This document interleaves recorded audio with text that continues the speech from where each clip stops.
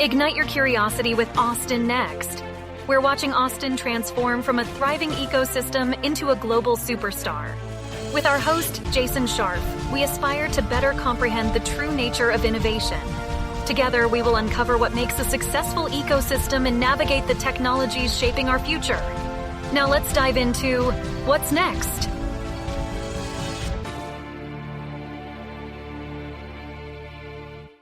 Enough time has passed so that all the data has been collected, crunched, and analyzed to see what really happened in the startup and venture world last year.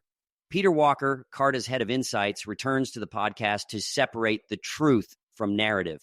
We look at what happened at the national level from pre-seed to late stage and then sift through the numbers to see how the Austin ecosystem held up. I'll give you a hint. It did quite well. I am, again, grateful to Peter and the entire Carta team. Because if you look in the episode show notes, you will find a link to all the analysis we discuss, plus even some additional data we didn't get to. Enjoy this insight-filled episode with Peter.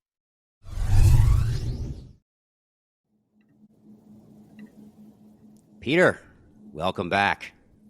Jason, good to be here. I am so excited, of course, to nerd out on all the data that you have. Well, welcome to my life. Let's a couple of nerds talking to each other. That's what I love to do in the morning. Yes, as people don't know, kind of as we're recording this, it is 7:45 in the morning your time. So this is the way to wake up, right? Exactly. This is the pre-coffee nerd out. It's perfect.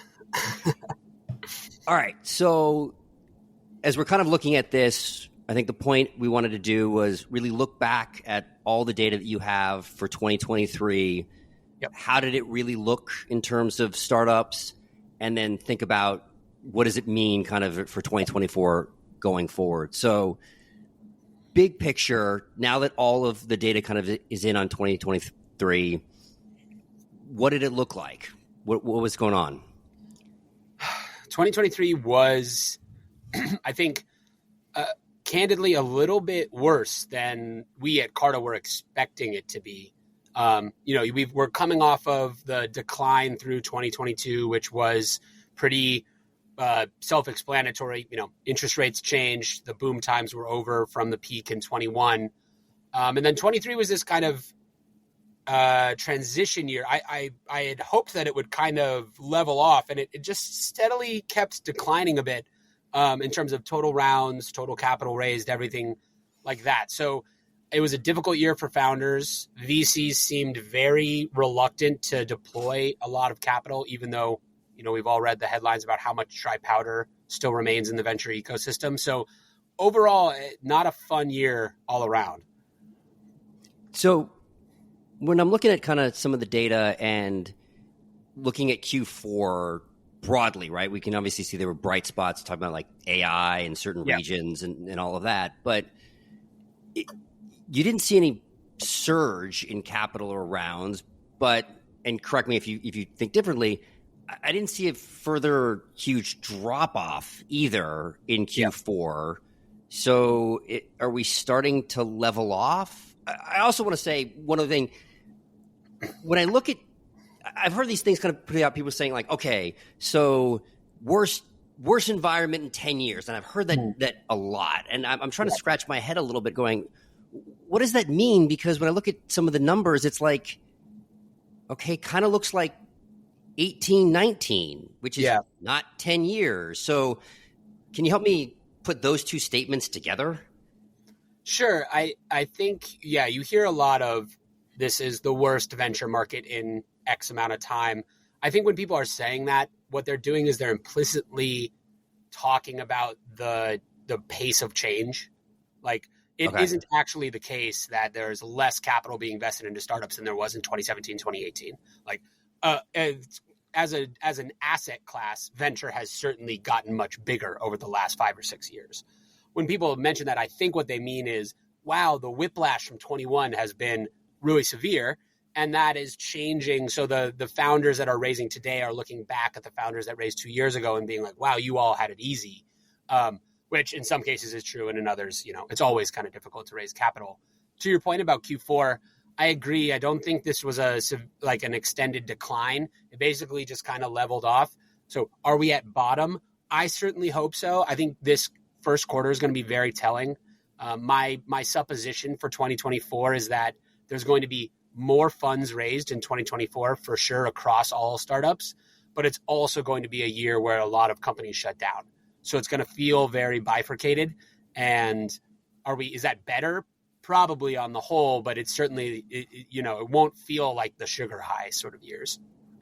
How do you layer in some of the, I know this isn't Carta data, but some of the general news of less funds being raised, like some, less investors? We're seeing some, as we're recording this, Foundry, now they kind of just had signaled this, but Foundry not raising another fund, some bigger funds, closing down. How is the actual VC market itself kind of affecting the downstream startups being funded? So I think in this case, you can think of the entirety of the VC market as having different time lags from, say, public. So public changes first, interest rates changes, the macro environment changes. Right. And then it would flow down to startups themselves because they need to fundraise in the next 6, 12, 18 months. So they're going to have to make choices either about, cutting costs or shutting down or trying to figure out how they keep growing. And then sort of the tail comes around and whips at the VC fund level. So the VC funds are going to be most insulated from some of those changes just because they function at different timescales.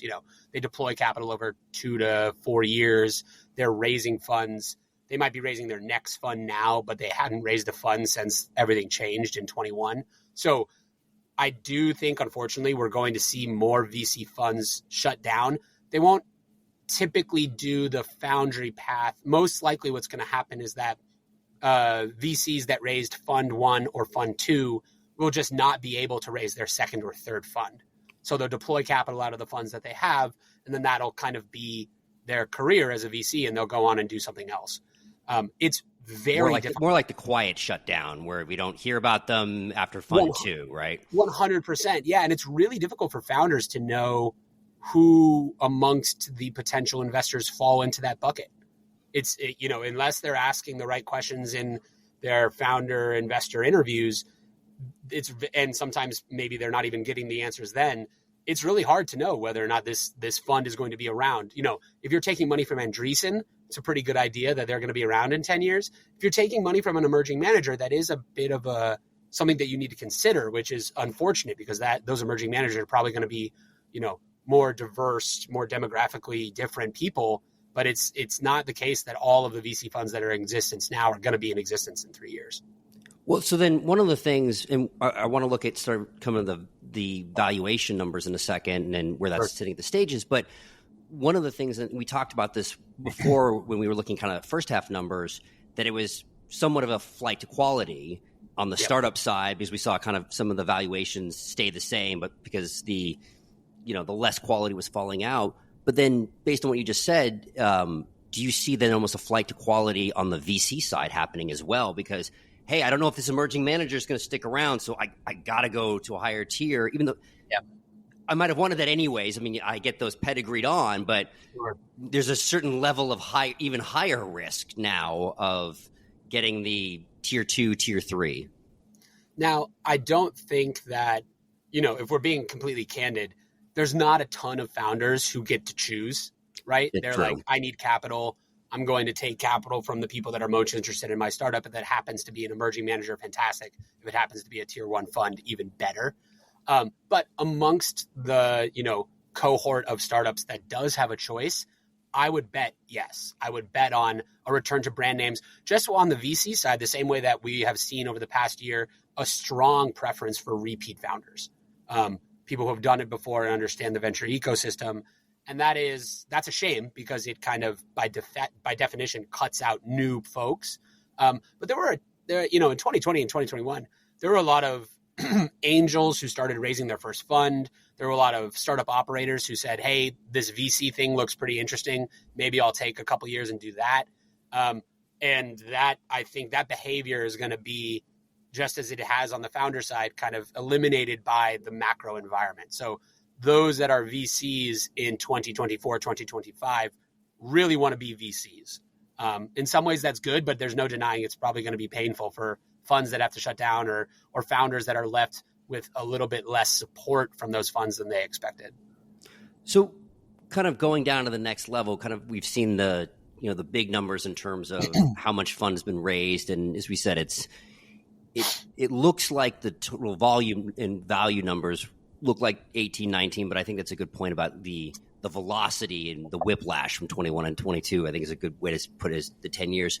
Yeah. How are we looking at like valuations? I mean, some of the data that you put out, it's a little crazy to me to see, seed seems to have held up, but then in Q4, we saw these like jumps in valuations for A, B, and D. Am I looking at noise, or did something happen in Q4? I think it's a little noisy, but okay. In the macro level, I don't actually think that those valuation jumps are too surprising. So a couple points. When we look at valuations, I'm not at inflation adjusting these, so we kind of have to think about that a little bit. That definitely adds some percentage decline if you were to like purchasing power. But it's true that especially at the early stages, valuations never really fell as much as they perhaps would be assumed to have fallen. In the late stages, things were down. Volume and fundraising kind of fell essentially in tandem with one another. And then recently, there's been an uptick in valuations basically across every stage except for C for some reason, which I think is mostly noise. But effectively, what I think is happening is flight to quality. So the only people that are raising right now are people that are raising into momentum. So they're probably have pretty good traction, et cetera, especially at the later stages. And then two, we're just coming up on the end of a period. So it's 2024. If we say that the market shifted in early 22, that's 2 years. And over that 2 year period, a lot of these companies have changed their capital efficiency. They've changed their headcount. They've changed a lot about how they operate so that they can make money in this new world. If they did that successfully, you would expect that they would be able to start fundraising now. If they did that unsuccessfully, perhaps they continue to just try to take any bridges, any sort of money, and you might see those companies show up in the shutdown numbers a quarter, 2 quarters from now. So I think there's a real stratification of the people that have made that jump successfully and the folks that just can't. So on the seed side, are we looking at, is it still frothy? Is it the fact that given it was seed and how early it is, it kind of, these are new and we're outside the bubble, and so it's a higher quality level because they're making it through that filter that people were now applying because we're now post-bubble? What are your kind of thoughts on it still being kind of high? I think seed is functioning. So seed is the most interesting part of venture to me because it is this, it's like an estuary, like it's a mix of all of these weird stuff that's going on. There's pre-seed, which for me, in my definition, it's just any round under $1 million raised on safes or convertible notes. And then so much of seed has actually shifted instruments away from priced to safes mostly. It's about 50-50 now for rounds over $1 million are on safes instead of on priced. So if you look all across seed, it's down about 20% in terms of total funding from 2021, which is pretty good, all things considered. And if you include safes, it's actually up a little bit from 2021. So there's just like a mix of modalities. People are moving towards safes. And I just think that based on all of, if you're talking about, again, back to the idea about which venture funds are going to survive, there was a lot of talk in 2021 about all these crossover investors, the SoftBanks, the Tiger Global, et cetera, coming in and saying, hey, we're going to be late stage investors into venture and like take these companies public. Now what happened is like a lot of venture investors got very excited about the earliest part of the market. So they moved down market to Series A seed. It's really hard to deploy a big venture fund into seed stage companies. These checks are just not that big. So that I think can't deploy $1 billion fund into seed. That's not going to work. How are you? Well, I mean, good luck to you. You'll need to meet quite a few entrepreneurs in order to make that happen. Like, I think that is fundamentally the floor underneath seed stage is fund economics versus, whatever's going on with the intrinsic value of these companies. it is very difficult to deploy tons and tons of money into seed stage startups. Most people want to do that right now because they're far enough away from IPO that you can kind of ignore all the challenges with the IPO market in late stage. But it's just a fact that there are not enough companies that are venture backable to deploy $1 billion into seed stage in a single fund. But is that part of what we're seeing though in seed? To your point, is the mix of investors? Are we seeing more institutional, like even if they're smaller funds, whether they be single GPs versus like angel networks and small, things of that nature? And is that obviously when you have a little bit more of the, it's sometimes hard to use the word institutional when it's a single GP, but sure, more sophisticated capital might be pushing some of the valuations up, partially because they're understanding that, this is something that is more interesting. I think that's 100% happening. Yeah, when you use the word institutional, we take it to mean any venture fund that's playing in the pre-seed or seed space, of which there are far more than there used to be. And it also is the case that, we saw a giant upsurge in interest around angel investing and syndicates and all that kind of stuff in 2020 and 2021. That's receded, but it hasn't receded back down to 2019 levels. It's just not at peak. So like more people now are interested in that sort of angel and syndicate investing than were in 2018, 2019. It just, again, if you just compare it to the peak, it's down. So there are a lot of avenues to get in that first money. One of the interesting things that we can't see from the data yet, but I'm fascinated by this year, is are there going to be a bunch of companies that try to take pre-seed and seed and then stop? No more cash, no more funding, and try to fund out of customer revenues or whatever. That's being talked about a lot. I don't know whether companies are actually going to be able to do that. I think it's a fascinating question. So, well, that kind of leads, I think, interesting to the next point, which takes longer to look at. But I know you have data on the distance between raises and how long people are taking. And I think, obviously, it's been lengthening. And there's a combination. Probably one is how long it takes to raise, and people are, being a little bit more stingy with giving out capital. And then on the other side, how many are changing their underlying cost structure so that they can survive longer?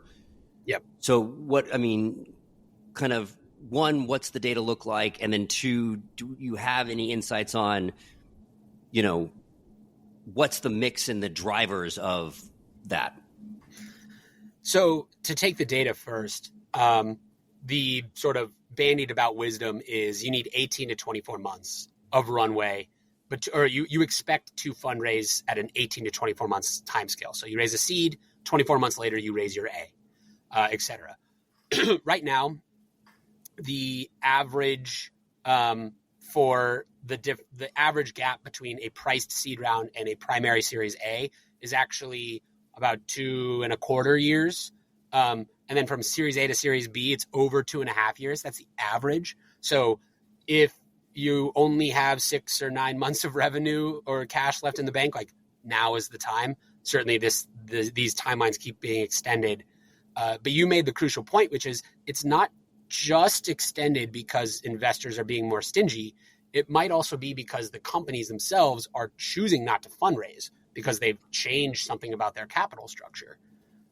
Again, I'm pretty skeptical that a company that has already raised a Series A or especially a Series B is going to be able to get off the venture hamster wheel. I think it's pretty rare that you can just like turn that spigot off and now we're profitable and we're going to just never take any capital again. At the earliest stages, though, if the companies are growing up in this new environment, maybe it is more realistic that they take in a total funding of between, say, $1 to $5 million, and then from there, they no longer need funding. I think a lot of companies will try it. I am perhaps a little bit skeptical as to how many will actually succeed, but it's definitely going to be tried more than it was in 2020 and 2021. I say this as a observer and not somebody, at the highest end are able to, been deep into it. But one of the observations I feel like I can make in the ZERP era is when you look at accelerators, when you look at funding, these things in and of themselves were seen as milestones. I go to X, then it wasn't, why am I doing this? And then that was always the funny part when I thought about accelerators. It was like, I got into this accelerator and that was the milestone, not what is being accelerated. Right. Yeah. Like that was there's a verb in there that's supposed to get you from farther along, not just I have this social proof point now. I mean, obviously that's a key thing. If you're in the highest end of a YC, a plug and play or whatever. Sure. But the other 99.9% of those don't give you that social badge. Totally. And the same thing as you said, like, well, I'm jumping from A to B to C in many of these things. And that in and of itself is the proof that we've hit it, not necessarily the growth curve that's gone along with it. And that's what you've seen where you've raised at valuations that you grow into. I mean, I remember, I didn't watch Silicon Valley live. I kind of watched it later, but right. I just remember those things of like, the big deal, like you could take less money.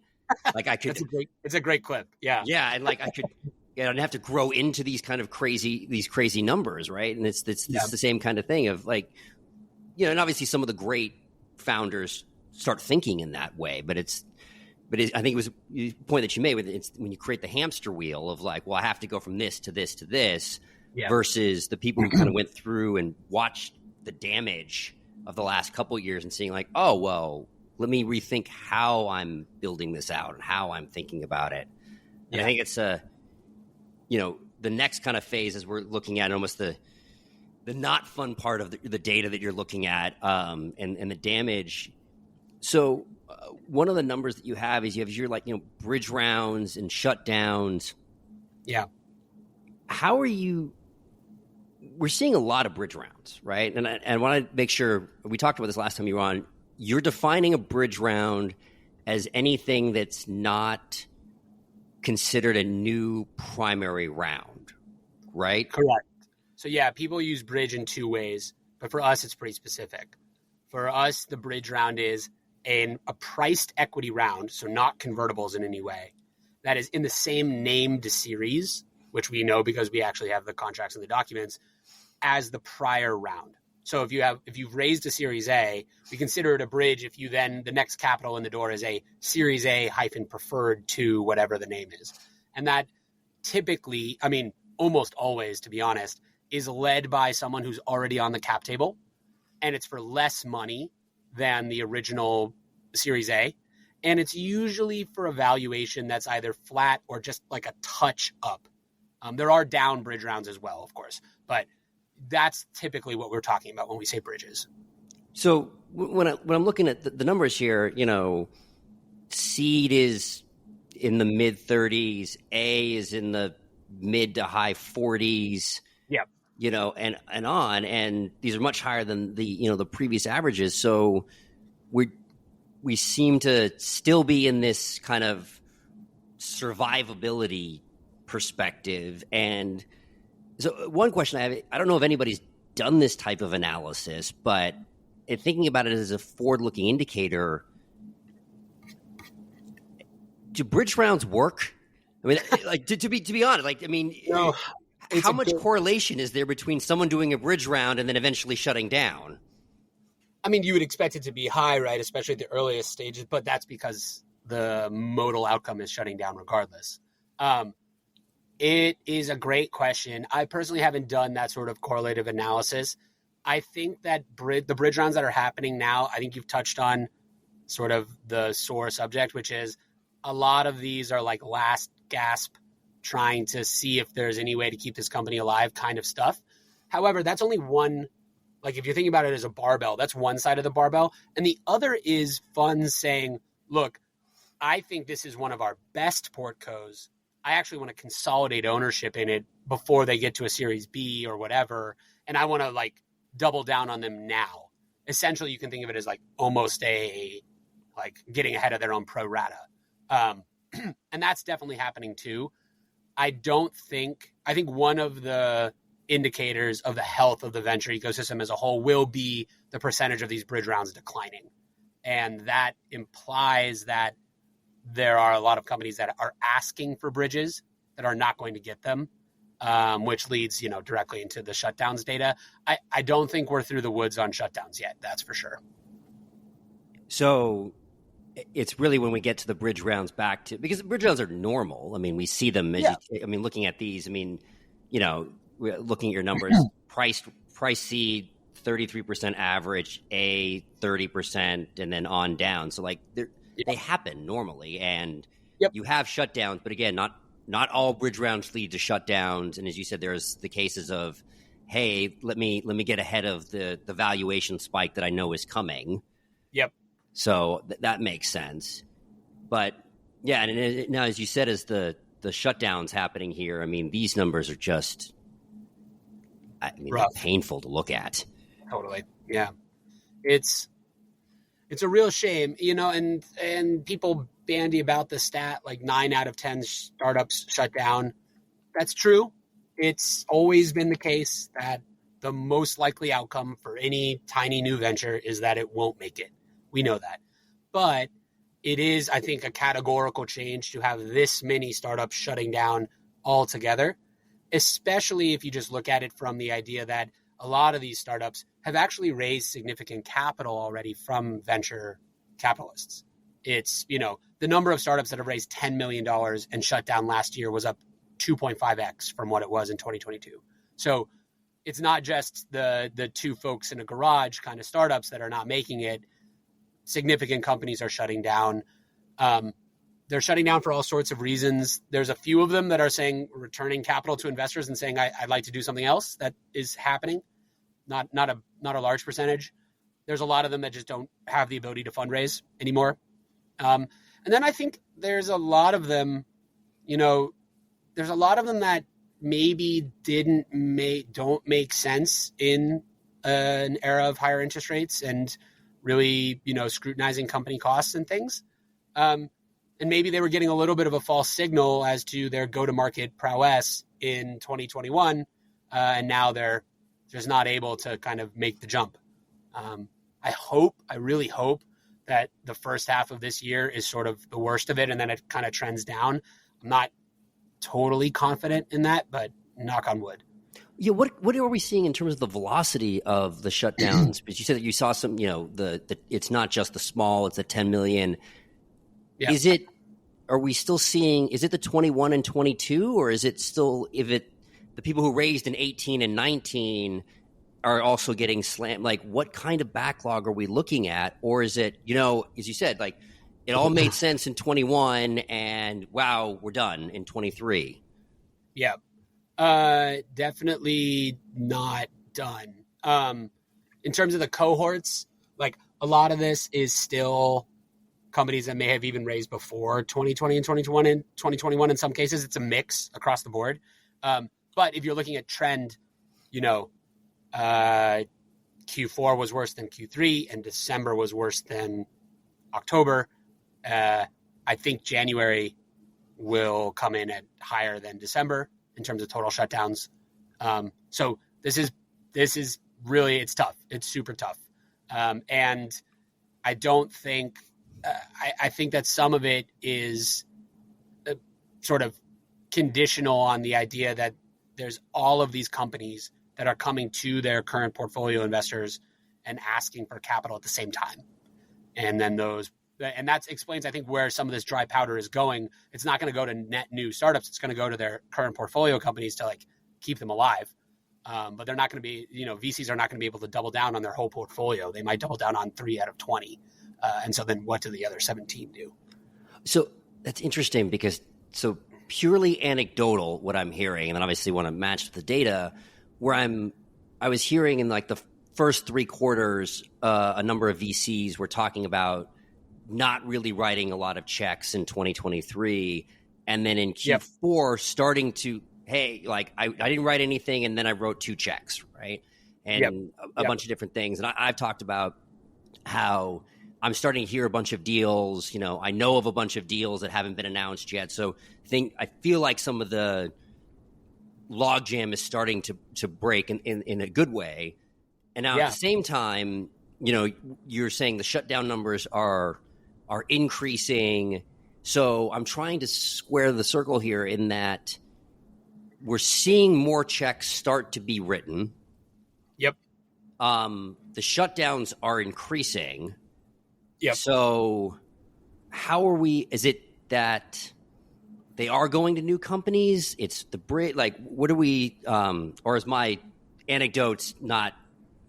Am I missing the big picture? I think that we're hearing the same thing, and I think that the fundraising in Q1 will show that. I think that VC started writing more checks late last year. To me, the circle is squared by the idea that these are going to be checks into net new companies. So, I don't know if you've seen that meme where there's a mom in the pool and she's holding up the golden child, and then there's other children who are kind of just drowning on the side of the pool. Right. That is sort of happening across venture right now, which is VCs are getting excited again about new companies that they're interested in, and perhaps they're willing to say, look, as is always the case with a venture portfolio, a lot of the high percentage of these are going to go to zero, and I'm actually okay if they go to zero faster than we would have naturally expected. So that's the unfortunate part. I think I think it's healthy for the ecosystem as a whole, but it's really difficult for each individual startup. No, zombie companies in the long run are the worst, both from a capital, from a talent, from an idea perspective. Yep. And one of the things that makes ecosystems, I think, thrive in general is the acceptance of failure. Like, we understand that you worked and there were reasons these things didn't work out, and it's not the end of the world. And but leaving you around to be, sucking up time, energy, capital for 10 years on something that's not working ends up being I think the worst result for everybody involved. Totally. Couldn't agree more. But that's, super tough to that's easy to say intellectually. Tough to hear as a founder, for sure. Versus the sit down moment of saying like, hey, this is your baby. This is the thing that you're working on. Please give it up and go do something else. Right. Exactly. Yeah, that's not a fun conversation. Although, in the conversation around VC preference, the preference for repeat founders is not solely a preference for repeat founders who've had exits. There is the idea like you can have a failure on your balance sheet and say, look, I am a 2-time founder. Both were failures, but I've learned a ton. I think VCs are pretty receptive to that message as well. Well, right, and I think that's also a good thing to look at another piece of data. We're talking about unlocking, people and the like. And one of the things that I love, and we didn't really get into last time you were on, is that you guys have access to not just like cap table data, but also, employment data. And you talk about like looking at layoffs and departures, and those have been declining in 2023. Yeah. And look, I'll be frank, I'm trying to understand what this data is telling us.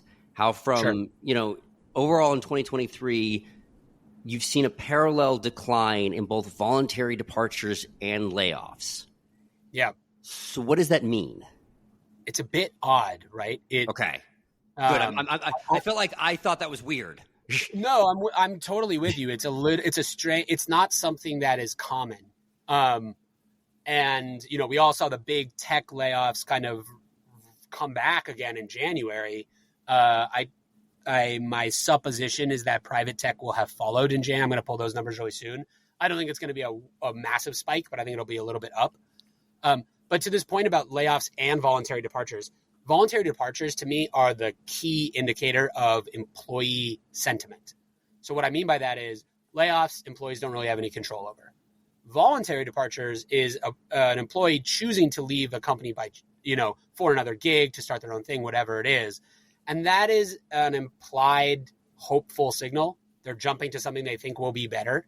So if voluntary departures are steadily declining and people are staying in seat longer, it just points to the idea that startup employees are skeptical that there's something better out there for them right now, which isn't great in general. Maybe it's not good to have the great resignation where everyone's jumping all the time, but you want a good number of people to be moving and mixing and and growing in the startup ecosystem. And right now, people are going, look, for two reasons. One, they're aware of the statistics that say if you are new at a company, you are more likely to be laid off, which is true. And two, hey, I got a pretty good gig. Maybe I don't love it, but a gig is better than not having a gig right now. So I'm not going to like rock the boat. I'm going to stay in seat. And that means that the startups themselves are backfilling less frequently, which means that new hiring has gone down a little bit. Like all of these sort of cycle into one another to point to a startup employment market that's kind of kludgy. It's moving slowly right now. But okay, I'm going to take a counter to the data just as a question. Could you be seeing a voluntary departures going down if people are feeling confident that they're on a rocket ship? Yes, that's a good point. However, the exercise data for their equity is also declining pretty rapidly. So people are not choosing to exercise their stock. So if you're on a rocket ship and you really believe in it, you're probably going to exercise. We're seeing that decline as well. So for some folks, I'm sure they're on the rocket ship and they're super excited about it. For the majority of startup employees, they're reading the valuation headlines or the startup shutdown headlines, and they're going, ugh, I'm not 100% sure that my equity is going to be worth all that much. Okay, so if voluntary departures were going down but exercise were going up, then generally the sentiment would be we're all on rocket ships and I don't want to leave in that. But if they're both going down, then it's I don't know where else to jump to. Completely, yes. And one of the interesting sort of points that this brings up is, will startups as an industry just be smaller moving forward? Because companies that are starting today are going to hit per unit of revenue, they're going to need less headcount than they used to because of AI or whatever. Like, I think that's an interesting question. My supposition is that when the times turn around, hiring will pick back up because it's very, very cyclical that way. But it could be decoupled now. We don't know. And actually, that's one of the questions I've been kind of putting out there on the actual VC side, which is if we see a bunch of shutdowns of both the fly-by-night funds, right, that kind of raised and didn't go, to even the larger funds for reasons of like Foundry that they told you they were going to not create a generational fund, to the sums that were a little more shocking. Does that mean we're going to see less overall capital? Or are we going to see the same amount of capital, but it's going to be flowing to more name brands that we've all heard of? And then what does that dynamic change to? I think it's really tricky, man. There's if you are a you invest in primarily Series B and Series C companies in the US. What does this fund, I think there's not very much of a paradigm shift. The next fund, if it comes true, what's being stated pretty, across the board at this point, which is companies are going to grow up more capital efficient. They're actually not going to need to fundraise after their seed or Series A very often, et cetera. Like, what do those mid-stage funds do? Will this be a permanent sort of new level that's a little bit below the peak for venture capital as a whole? So entailed in that is two assumptions. One, companies can actually get to venture scale with a lot less funding. I think that's still a very open question. We have, for every MailChimp that does it, there's 1,000 companies that try it that don't get there. And then two, will VC as an asset class, will the competition for rounds amongst the best rounds amongst VCs get so fierce that the round sizes are going to inflate to the point where the total capital invested is the same? It's just doing into fewer and fewer companies. That's, again, I'm not sure whether or not that's going to happen. I think it's a really interesting moment for VC as a whole. It could be the case that 2021, the amount of capital invested into venture startups in 2021 remains the peak for many years to come. It'll be interesting to see as we have some of these shifts. So I now want to kind of shift from the macro view to my other favorite topic, and let's dive a bit into the Austin ecosystem and kind of what you're seeing here. I want to come off as less biased and kind of the personal thing out. So I disagree. You should be very biased. Yeah. Come on now. Well, but I think it's better for the audience when it comes from you, not from me. Sure.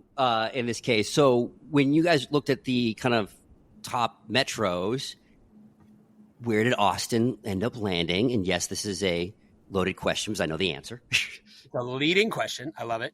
Austin was number 5 across our U.S. metro areas. We do U.S. metros by metropolitan statistical area, except for the Bay Area, which we sort of combine San Francisco and San Jose. Mostly that's a judgment call on my part, but it's mostly because that's how people think about those two metros. And I think it makes sense because they're pretty well connected. Yeah. I think it's pretty fair. Now, you could quibble with combining other metros too, but in general, Austin was number 5 in terms of total capital invested, and then shows up pretty high on the leaderboard for, we broke it out by, I think, 10 industries or so. Austin's doing pretty well across most of those 10 industries, which is a distinction that I think Austin holds relative to other up and coming ecosystems, is that it's pretty broad based. Yeah, it was interesting when I kind of really looked at that map, which was, I think, Austin and Seattle was the number 6 this year. Yeah, looked very similar to me, which was they both were sitting around, they kind of broad-based. Both of them kind of had some areas that were above their overall, position, some below, kind of across the board, which is really what looked like, the Bay Area, New York, and Boston, right? Like, those were your top 3, and they had things across the board in all of them. Versus, say, something like San Diego, which I think was 7 overall, but like 50% of that was in one category. Totally. So you kind of have that pretty over reliance. I do have a question. As I was kind of staring at this, then you have something like LA, which was 4th, but then it's all over the place, right? It has something at 1, it has something at 9, it has something. How do you start to explain that ecosystem? Yeah, LA is, at some point, quantity has a quality all its own in terms of population, right? So like LA can only fall so far. There are so many people in LA that are, some percentage of them are now interested in tech and going to invest into startups, et cetera. I do think LA is over-rotated. Maybe not over-rotated is the wrong word, but indexes very highly on specific industries, especially consumer. Right. And the interesting part about, if you look at this graph, if I had done this graph based on number of rounds versus number of total capital invested, it looks a little different, simply for the fact that the average biotech round is bigger than the average consumer round. Right. So there is some if you are San Diego and you are basically mostly biotech, you show up higher in this list than if you were San Diego and you were mostly edtech. It's a function of the capital needs of that industry. But I do think there's something to be said for, Boston is a really interesting example. I think in the popular conception, Boston for a long time was just life sciences, biotech, pharma, et cetera. And now when you look at Boston, they perform quite well across a ton of different sectors. So it's moved from anchor industry only to a broad-based startup ecosystem. And I think that's a really pivotal move for any ecosystem that's trying to play. The fact that they were number 1 in energy was what? Big. I'm sure that was dictated by some big outsized rounds, but yeah, they're players in medical devices. They're players in fintech, even health tech. Boston has a lot of, it seems to be, there's a gravity to that ecosystem that is pretty cool.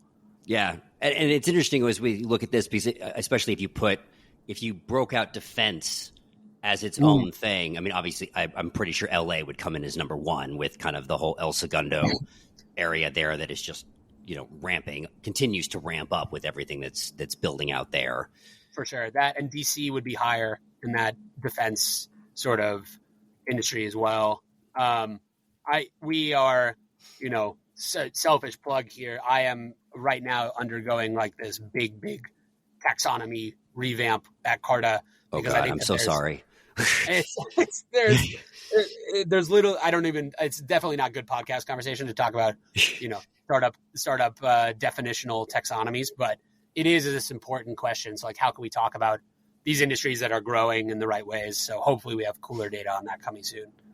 But I think one of the interesting things when we look at this kind of across the board, and I think one of the things that I talk a lot about, we think about the superstar ecosystems versus, the second tier, is the fact that, and I think especially in this kind of next era that we're looking at, because we have, whether it be AI or, robotics or quantum, or these more horizontal technologies, that convergence across sectors is one of the big drivers going forward. And so having ecosystems that have multiple sectors is a key advantage going forward. I agree. There's a cross-pollination that happens in those ecosystems as well, where founders that are working on B2B SaaS with a dash of AI might get super interested in, pivoting towards health tech, or maybe they had a startup that was, they had a smaller exit from a SaaS company and now they're really interested in hardware. Like, I think there's something to be said for that sort of fluidity when it comes to like ecosystem health. Yeah, I mean, and you kind of put you put the Bay Area together in this kind of, really large ecosystem, and how we see the interaction between these. And it was interesting because, when you look at the whole list, your top 15, and it was always interesting to me because, I'd moved, to Austin from San Diego, and I always found it interesting how really disconnected San Diego, LA, and the Bay Area actually were versus the Texas Triangle with, Houston, Dallas, and, Austin, San Antonio actually are. And I was just looking at this list, and you have, Austin at number 5, Houston at 11, Dallas at 15. And that was really outside of California. That's the only other state that really has a significant presence. You have I'm Worcester, Massachusetts, which I know I've just butchered there, but that's only like 5 rounds. Sure.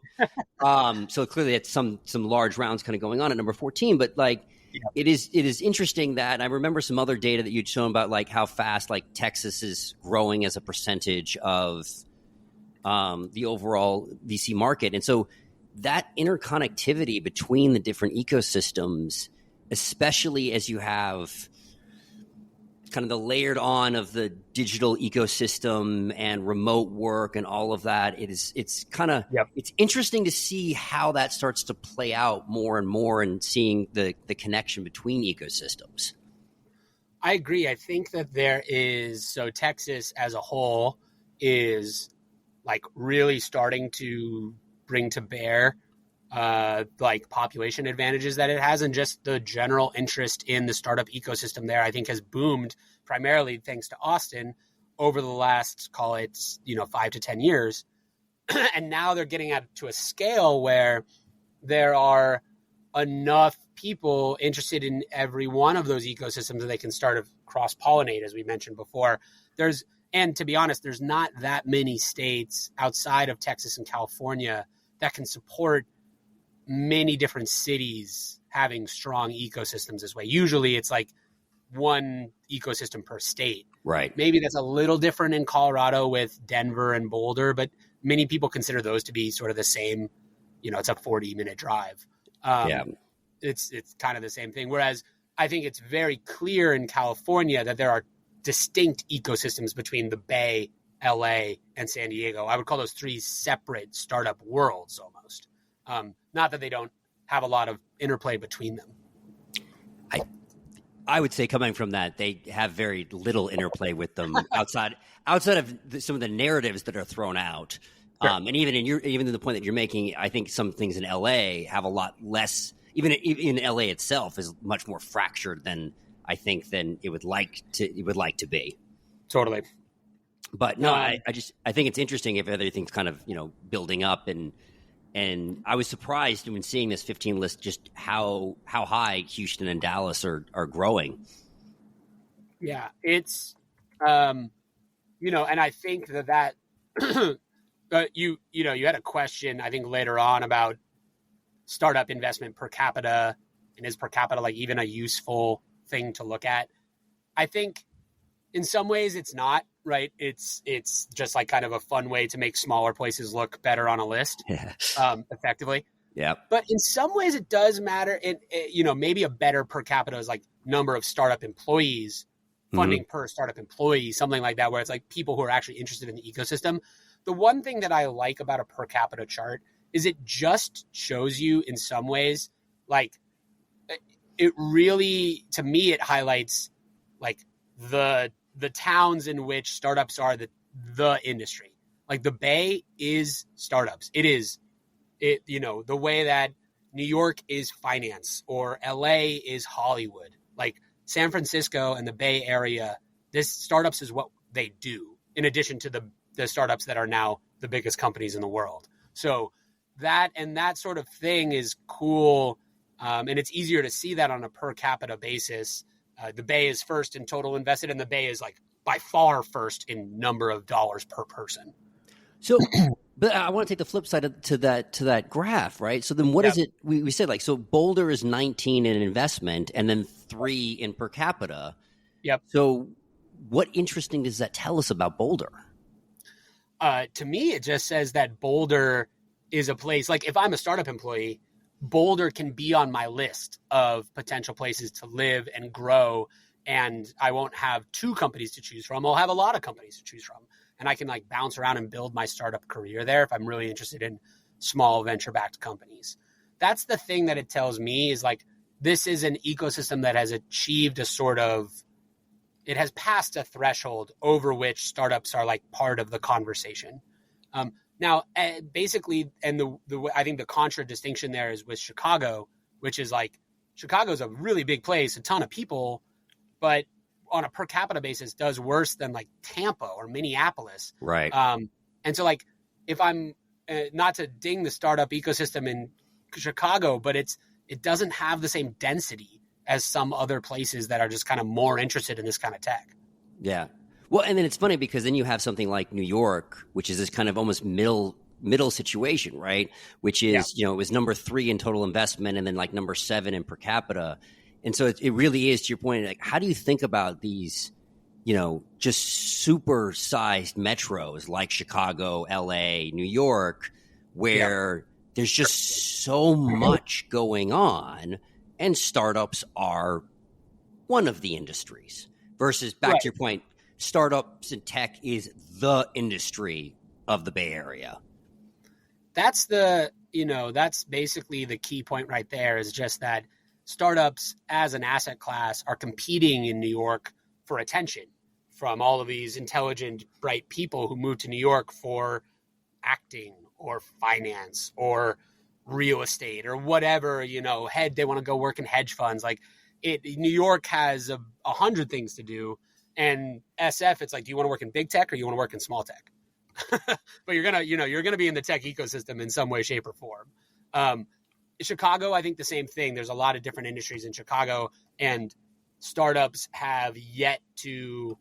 Maybe they're trying to find their footing in that ecosystem a little bit more. But you would know better than me. In Austin, it really feels as though startup and just tech in general is, if not the industry of the town, then certainly one of, in a really real way. It's becoming more and more, but what's interesting is, I'd say, broadening the definition of tech, because one of the things is high-end manufacturing is becoming one of those key pillars. Cool. And so when you think about a Samsung fab and the Tesla plant and all of those things coming, that's tech. That's the future of technology. And that is something that is in Austin, and I think in a middle of the country technology play that you're not going to find in the Bay Area. You might find some of the innovation that drives some of the technology that is then created. So some of the definitions of tech, and I think that's one of the things that I've kind of tried to dig into a lot, is that our definition of tech is starting to evolve. Yeah, well said. And you're right. I don't envision, people setting up gigantic factories in San Jose. Maybe that'll happen, but the Gudo, as it's called, is like a good example of that. That's just kind of a new area that's taking on this sort of manufacturing capacity. And maybe it gets back to the core Andreessen thesis of the software eats the world. There's still a lot of the world left to be eaten. A lot of these industries are transitioning into tech, and some of that will happen with big tech and some of that will happen through startups. But as that moves further and further, maybe our data only gets a little slice of that because it's only venture, really. But you can say like tech more broadly is kind of consistently pushing itself into different industries. But as the digital moves into the physical world, it becomes a different thing. It becomes, and I believe it's this kind of convergence of the digital and the physical is entering a new era of technology, right? And then it requires different things. So I want to kind of, as we were thinking on this, then coming down to some of the other data that I thought was really interesting that you had on, comparing Austin and looking at some of these other, looking at like the Bay in New York that I thought was interesting. One was when we were looking at like valuations again, and starting at like the seed round, the pre-money valuations for seed across, obviously it's every quarter is different, but looking across, the Bay, New York, and Austin, they're relatively similar. Totally. I mean, is that, again, back to our flight to quality? Is it, what are we seeing on this? I'd imagine it is somewhat a flight to quality. I also think, again, like there's a part of the seed stage market where valuations are dictated by forces outside the intrinsic value of a company, be that fund economics, competitiveness of an ecosystem, et cetera, et cetera. I do think the truism you can start a company anywhere is becoming more and more true. Now, remains to be seen if you can grow a company anywhere to the same scale as you can in SF, et cetera. But at the seed stage, you're talking like the lines bounce around, but you're not going to get on a median basis. I don't think you get as much of a valuation arbitrage in a place like Austin as you used to. As that ecosystem matures, you'd expect the valuation distance to sort of become or get eliminated in the way that if you're investing in a seed stage round in Charlotte, you're still probably expecting a much lower valuation and for the same amount of traction that you would in the SF or in New York. Well, and one of the things when you're looking at like cash raised in the price C, but then you're starting to see also, especially at the A, we're seeing both valuations start to shift. Now you're starting to see a break, some distance between the pre-money valuations and the amount raised. Yeah. But I also want to give you an observation that I'm starting to have here, because we've had a lot of traditional Silicon Valley VC firms either open office here or just straight up move here. Yep. And in conversations with both them and with more traditional Austin VCs, either kind of the Austin Ventures, spin outs, or just people who kind of been around for a while. Yep. It's been really interesting to see. I haven't seen a lot of syndicates for both of those firms investing in the same companies.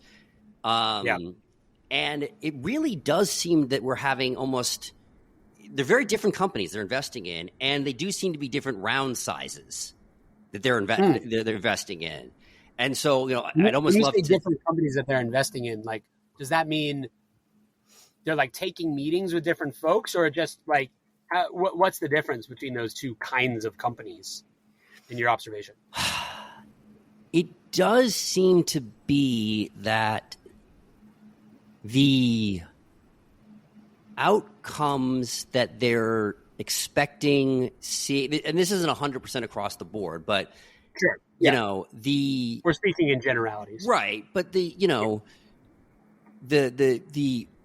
people are trying to look at like unicorns, generational type of companies, like those type of plays versus like, no, we're looking for the 5x, 10x, the outcome you're looking for is kind of dictated who you're talking to. Interesting. And so you'll see, and then from that, I think the economics goes like, so you see, higher raises in larger rounds at the A coming out of, some of the more, traditional Silicon Valley groups that are coming here, which is, again, might be why you're not seeing, co-participation in the same companies, because the economics are not the same for these funds. So like, okay, this is we're not pricing too rich for our blood, essentially. These. Yeah. It's I think it's a really, I think it's a subtle and interesting point, and it's one that I haven't explored through our data, but I really would love to, which is what, when we're talking about the percentage of capital that's invested into startups in a specific ecosystem, is that capital local capital, or is that capital from other places? And then VCs in, say, California have just become better at finding Austin companies, whether or not those VCs have an office in Austin. I'm not surprised that maybe there's a bifurcation between the kinds of funders, and, certainly in Silicon Valley, and it's been this way for a long time, like most VCs here are shooting all or nothing with every single one of their investments, and they're not interested in a 2 to 3x. They're only interested in the 10 to 100x. And maybe that's not always the best way to run an ecosystem. There's something to be said for a venture ecosystem that can like healthily promote a 3 to 5x outcome. The economics don't always make sense that way, but I don't think it's shocking that different funders would have very different differential strategies on their portfolio construction. Yeah, and understanding. There's nothing wrong with, as you said, like someone coming in trying to raise 10 million and going and then selling for 100. Like that's a great return. Yep. Fantastic. And then it becomes, because I've gotten in some interesting, coffee conversations about like, so what is an Austin company?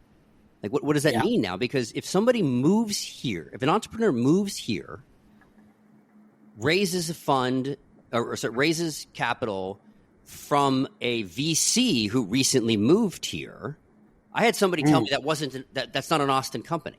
I'm like, how's it not? Because I'm like, because I then would return and say, like, how many people in Silicon Valley were born in Silicon Valley, and like that's the nature of the you have a gravity, and that's kind of how we all. That's how these ecosystems work. You go the same way the person from Iowa goes to Hollywood to make it as an actor. Like that's how it works. Yeah, that's not that's not like not a good thing for Hollywood.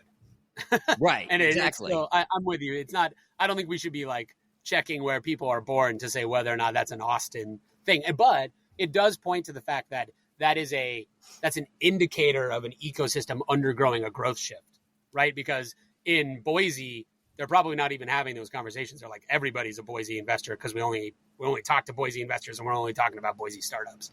Right. And so you start having this different kind of, what's the outcome? How are you thinking about it? Is it the quick turn? Then that says, okay, what type of investor am I looking at? Am I trying to make the next, am I trying to turn around a $20 million company, a $100 million company, a $10 billion company? What are we doing with that? And then, all right, then who are the right investors to be kind of thinking about from that? Definitely, which is a thing that I think more founders should think critically about at the very earliest stages. If you're going to take one silver lining away from all this downturn, it's that it has pushed a lot of people to sit down and think, what sort of company am I and would I like to be? Because it's not always the case that you want to be the unicorn venture scale business and it's all or nothing for you. And if you fall short of that, it's not worth it. A lot more bootstrapping, a lot more people who are trying to take a little bit of capital, and as we said earlier, and maybe try to make a go of it that way. Will that mean that they grow more slowly? Probably. There is an advantage to having capital to scale, but I think it's still probably beneficial for startups as a whole, venture-backed or non-venture-backed, that people are taking that question more seriously. Oh yeah, there's so many entrepreneurs out there that don't even need to venture-backed. 100%. And that's a whole different, and I actually think some of the tools that are being built out there make that possible in a way that wasn't possible before. And I am personally on the hunt for a better word than bootstrapping. So if you've got a great nomenclature that we can sort of seed into the ecosystem here, I would love to hear it, because I think bootstrapping has, if not a negative connotation, then it can at least seem as though it's not ambitious enough, where I think that's kind of, that's kind of bull. I would love to like call these, and bootstrapping is one thing. Lifestyle business, I really don't like. Yeah. These can be fantastic, amazing growth startups that are not quote unquote lifestyle businesses. So I don't know, maybe we need to do some word shifts on that. No, I mean, there's a coffee shop here called Mozart's that recently I read an article, and they're not venture backed or anything, but like, I forget the numbers, but they actually revealed their like revenue, and it was ridiculous how much money they're making. And it was like, I would not call them a lifestyle business. I would not call them a small business. Like, those are not words that work well for them in terms of what they're doing. So, yeah. Totally. So, yeah, there's a gap there somewhere. Yes. And this is where ChatGPT and some of these things come in. This is a brainstorming tool to figure out some better language tools. Indeed. So, Peter, I've loved our conversations as always.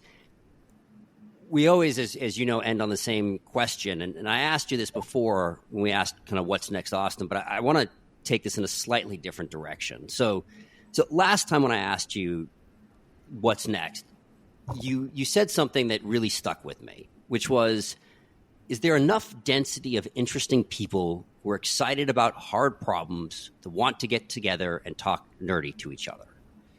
And it's funny because I've had a lot of conversations, and that statement has just been living rent-free in my brain for the last, 5 months since we last talked. So just thanks for that, by the way.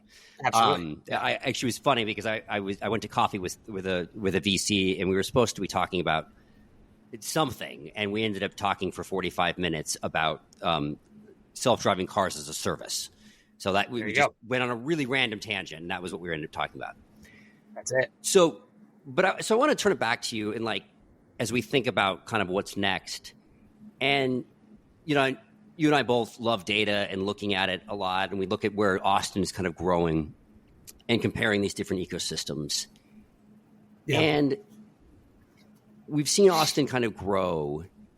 And so my question is really the difference between Austin and these other ecosystems, is it really at this point just scale? Is it, okay, fine, to get to the next level, because you and I always joke on LinkedIn that LA is the next one up, right? Is it really just, okay, we just got to grow 3X and that's it, and we've caught LA? Yep. Or is there something philosophical, is there something fundamental that there's actually different between a place like Austin that's still sitting outside the superstar tier and those? It's a nuanced question. And I think, my offhand comment last time about people talking nerdy to each other in coffee shops is, in one hand, flippant, but the other pretty indicative of the kind of vibe. At some point, it really isn't necessarily about the next marginal dollar. It's about the vibe of the place. Is it a place in which the startup ecosystem finds a real significant home? I think that's already been true in Austin. So to answer your question directly, is the difference between Austin and, say, LA, New York, Boston, San Francisco merely a question of scale?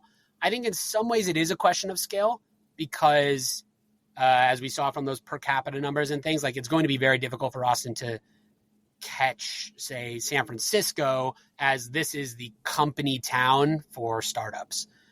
But I think the scale can be different in different parts of the ecosystem. So a great example of this is there's a ton of optimism right now, if we look across the world, in Australia about startups. And one of the reasons is because they all expect Canva to go public soon. And there's going to be this moment when it happens, or people are supposing that when that happens, there's going to be this wake up moment where people are like, this is real. Look at all the capital that all of these angels and early employees and Canva people got. And then that's going to be recycled into the ecosystem. And so one big exit, they're hoping has this starting gun kind of vibe to the Australian ecosystem in tech, which is already pretty lively. That strikes me as one potential scale idea, right? Like exits and recycled capital. So at the very highest end, that can supercharge an ecosystem. The other kind of scale is at the very beginning. And that, I think, is the hard part when you look at Texas or non-startup ecosystems. It's like, if we're being honest, what do rich individuals in this ecosystem do with their cash? Do they invest into real estates or REITs or the stock market, or do they angel invest? And in the Bay, it's very rare to come across someone with any sort of capital who hasn't heard of angel investing or hasn't dabbled in it a little bit. And I think that is a good marker of like what percentage of people who have a lot of disposable income take some of that and put it into startups. Maybe that's the scale. That's like the next up part. And candidly, I think Austin could probably surpass places like LA in that without too much difficulty over the next 3 or 5 years. No, I like that. There's always been that's always been an interesting thing hearing about, and that's come up, that there's so many people are in oil and gas or real estate and unlocking that in. And I do think that a lot more of the people who have moved here over the last couple of years starts to unlock that because of the level that they're at. It's not just, hey, I'm so-and-so founder, please invest in me, or I'm emerging manager. It starts to be, hi, I've made $1 billion off of this. You should start thinking about putting, capital play in this direction. Yes, I think and some of that is, as we've spoken about before, just those people who are investing currently in real estate running into the right person at a party that tells them, hey, I've actually made 2 startup investments, and they kind of get interested. And it's a completely unplanned, but sort of density argument where enough people talking about these sorts of things that it shifts from kind of rare to, like a good portion of my friends are doing it to, I got to do it. Yeah, no, I like that. Peter, always a pleasure. Absolutely, Jason. Yeah, let's do it again soon. So what's next, Austin? We're glad you've joined us on this journey. Please subscribe at your favorite podcast catcher, leave us a review, and let your colleagues know about us. This will help us grow the podcast and continue bringing you unique interviews and insights. Thanks again for listening, and see you soon.